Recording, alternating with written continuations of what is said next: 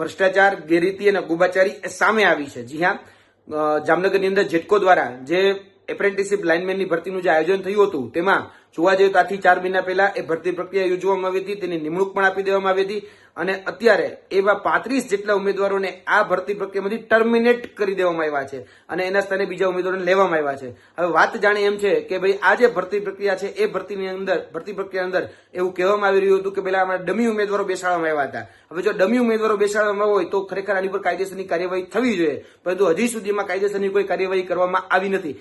બીજો આરોપ એ લાગી રહ્યો હતો કે આ ભરતીની અંદર વહીવટ દ્વારા એટલે કે કોઈ જગ્યાએ જે લોકમુખે જે ચર્ચા છે એમાં લાખ રૂપિયા કે 1.5 લાખ રૂપિયા દઈ અને નિમણૂક આપવામાં આવી હતી અને જે માર્ક જે છે એ માર્ક પ્લસ માઇનસ કરવામાં આવેલ હતા, એટલે કે 50 માર્ક હતા એના 70 માર્ક સુધી કરી દેવામાં આવ્યા હતા. એ પ્રકારનો મામલો સામે આવ્યો છે અને જોવા જઈએ તો જે અધિકારી ઉપર જે આરોપ લાગી રહ્યા હતા એ અધિકારીને હાલ પૂરતા એ સસ્પેન્ડ કરવામાં આવ્યા છે અને એની પર ખાતાકીય તપાસ કરવામાં આવી રહી છે. એટલે આ સાલું ગજબ ચાલે છે.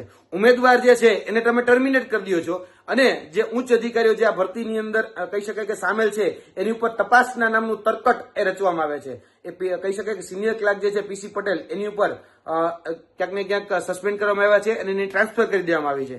અને બીજા જે ઉચ્ચ અધિકારીઓ છે એ ઉચ્ચ અધિકારીઓને બચાવવા માટે ક્યાંક ને ક્યાંક આ જે તપાસ કમિટીનું ગઠન કરવામાં આવ્યું હોય એવું તો નથી ને, કારણ કે આના માટે જવાબદાર જે એસી છે જે આસિસ્ટન્ટ સેક્રેટરી છે એટલે કે અધિક્ષક ઇજનેર હોય, મુખ્ય અધિક્ષક ઇજનેર હોય કે આસિસ્ટન્ટ સેક્રેટરી હોય એ પણ જવાબદાર એટલા જ છે. તો એની સામે કેમ હજી સુધી કોઈ કાયદેસરની કાર્યવાહી કરવામાં આવી અને જેની સાથે છેતરપિંડી કરવામાં આવી છે. કહી શકાય કે 4 મહિના પછી જેને 4 મહિનાનો પગાર ચૂકવાઈ ગયો છે અને આ પોસ્ટ જોવા જઈએ તો આ પોસ્ટ એકદમ લોએસ્ટ કેડરની પોસ્ટ છે.